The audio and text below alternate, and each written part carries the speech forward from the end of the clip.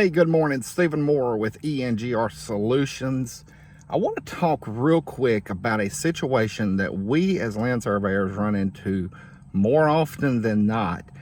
How we approach that situation and what you as a landowner can expect from this situation.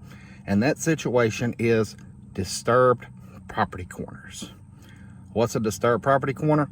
A disturbed property corner is any property corner that we can visually see something is wrong with it. That means that it's not straight, it's been pulled up, or a lot of different reasons. And I've got a perfect example right out here in a residential neighborhood I want to show you. Come on. All right, as you can see, I'm in a residential neighborhood and I've got two flags, one there and one there. What these two corners are representing are two endpoints of a curve that curves around the existing right-of-way and pavement here.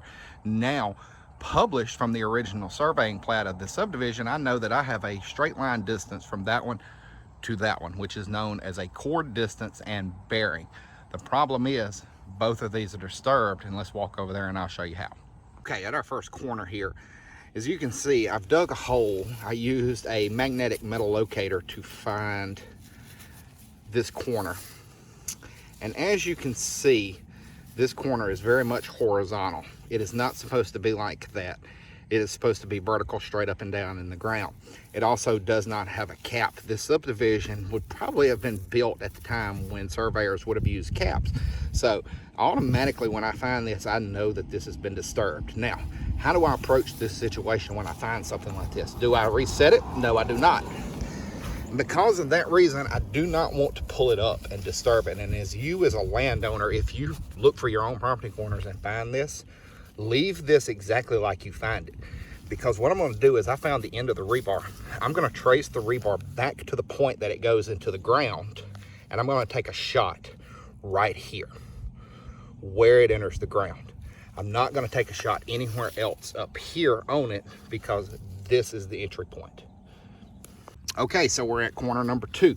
Once again, same thing. It's vertical. It's horizontal. It's been laid over. There is the end of the rebar right there. And there is the entry point going into the ground. Now, since I have found two corners that are very much laid over like this, I can assume, not prove, but assume that these were probably damaged during the final landscaping of this yard. A bobcat, a dozer, tractor, something probably laid these over. This is probably a 36-inch piece of rebar, which is giving me an indication why it's not pulled up and it's still got a solid entry point into the ground. But much like the other one, I'm going to shoot this one right here at the entry point going into the ground. I'm not going to pull it up. I'm not going to straighten it. I'm not going to disturb it. I'm going to leave it exactly like I find it. And as a landowner, once again, if you find your corners like this, leave them as they lie. Do not disturb them. So now that I have gotten my 2 points located, I've actually got some notes here. I've taken shots on both these corners. I've shot number 4 and number 3. And my published distance is northwest 41 degrees, 24 minutes, 30 seconds with a chord distance of 35.64. Now remember, that is not this arc that you see, but that is a straight line from here to there. And once I input all that into my calculator, I can see that I'm at northwest 4106, 35.69. That is acceptable, even though they are disturbed. We're going to roll with that and we're going to leave them in the ground. Okay, so that's a real quick overview of disturbed property corners.